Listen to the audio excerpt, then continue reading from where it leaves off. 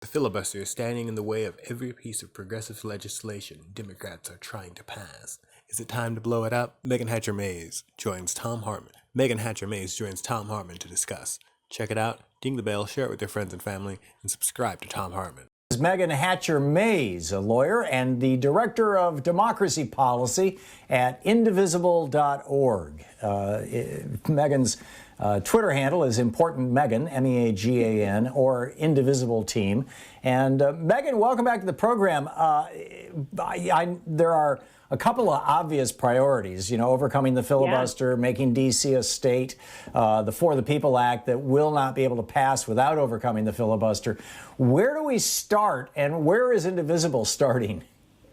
Yeah, I mean, there's a lot to do. I know everyone's still sort of like in this sort of exciting moment where it's like, oh, wow, Trump is finally gone. We can finally do some stuff.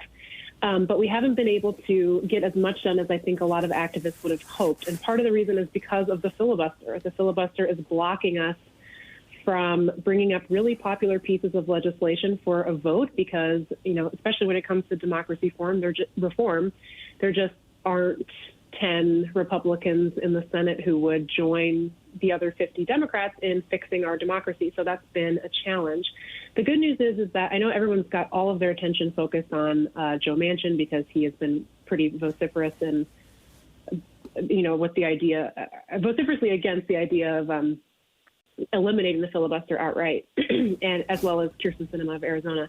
But we've made a lot of headway with other moderate Democrats who you might not expect to be so excited about getting rid of the filibuster. And a lot of that comes down to the grassroots that we know. We've had our groups in Colorado and in Maine and in California even pushing their senators in the right direction on the filibuster. And we've gotten commitments from Dianne Feinstein.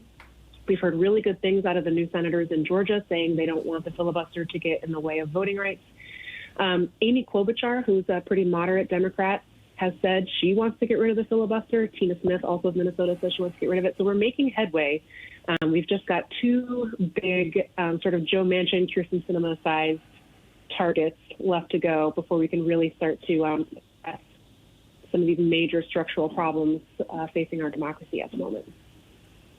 What's the best way to reach out to them or influence them? I realize that on the one side you've got, every politician vulnerable to pressure from their base, from the grassroots, and also obviously from lobbyists and whatnot. But also you've got the possibility of a Joe Lieberman kind of situation, or probably Jim Jeffords is a better example. I lived in Vermont when Jim Jeffords left the Republican Party. The Senate was 50-50. George W. Bush was president, and that flipped the Senate from Republican control to Democratic control. It was a huge crisis for the Republican Party. They never thought that leaning on Jim Jeffords would produce that outcome. It did. How do we do this in a way that doesn't blow up in our faces? Yeah, that's a good question. Again, Joe Manchin is very moderate, but I don't think he really would ever want to become a Republican. Maybe I'm naive, but we'll see. Well, Jim Justice, the governor of West Virginia, did. He was elected as a Democrat, and he flipped party affiliation. Now, granted, that was I think that was right after the 2016 election, wasn't it? After he and Trump came into office together? Yeah. So it was kind of a different time, but forgive the interruption. Oh, it's okay. So I think that the goal in general, regardless of who you're talking to about the need to get rid of the filibuster, is not to say, oh, this old Senate rule, you don't really even need to get into the weeds of Senate procedure and rules and all of that stuff.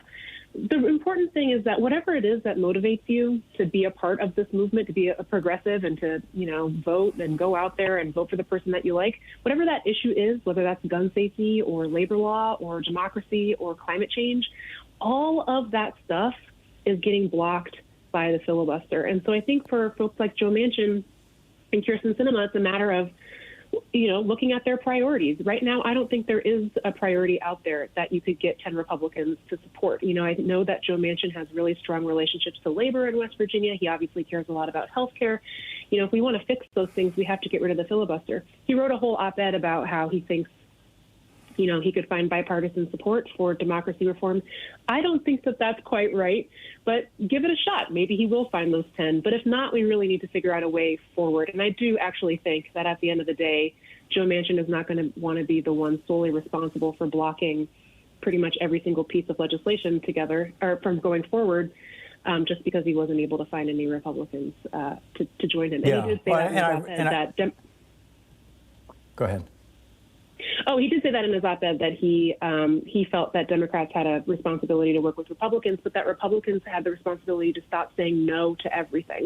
So I think that's really kind of a key piece of that op-ed that got glossed over. I was very mad about it too, but I think what he really is saying is that I want to give them the chance, but I don't want to give them a full-on veto. So I think we'll have to kind of wait and see what happens there, but Senator Manchin has his priorities, and I think at a certain point he's going to realize that there is probably not a path forward with bipartisan support in this current iteration of the Senate.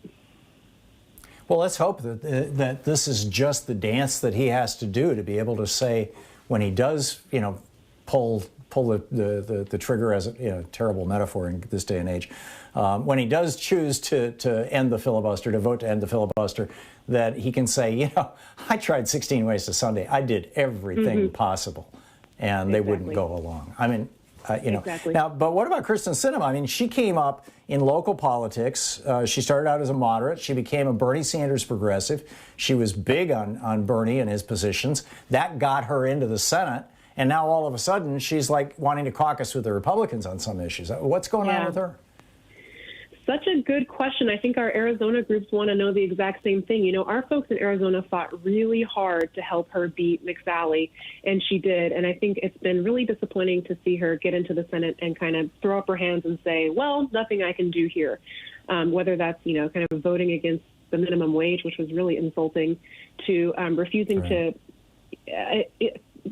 even consider the possibility of eliminating the filibuster. I mean, we're in crunch time right now as far as our democracy goes, and she should understand this better than almost anybody in the Senate, other than Senator Warnock and Senator Ossoff. She should understand this better than anyone, because just like Georgia, Arizona is facing a slew of anti-democratic, anti-democratic voter suppression bills, racist suppression bills requiring very strict voter ID. These are the sorts of things that create those long lines that we see every November. This is going to affect her personally if Arizona is successful in targeting specific types of voters from participating in elections. And we cannot pass the John Lewis Voting Rights Act and the For the People Act unless we get rid of the filibuster. So she says she's a supporter of those two bills, but she also needs to support a path forward to get it done. And I know that our groups in Arizona are ready to help her see the light in that particular regard. So my understanding is that the John Lewis Voting Act basically is restoring the Voting Rights Act, things like preclearance and those kinds of issues, whereas the For the People Act kind of standardizes elections across the country, so it's harder for Republicans to play games and create long lines and all that kind of stuff. Is that an accurate characterization, and are they equally important? Yeah, you really need to do them together. So what the For the People Act does is set sort of like minimum standards for federal elections, although that would have the effect of just affecting all elections because states don't have the money or the funds to run two separate, like, parallel tracks of elections. So for the purposes of this conversation, it would set minimum standards for federal elections, which would mean that no state could give you any less. They couldn't deny you rights below that threshold.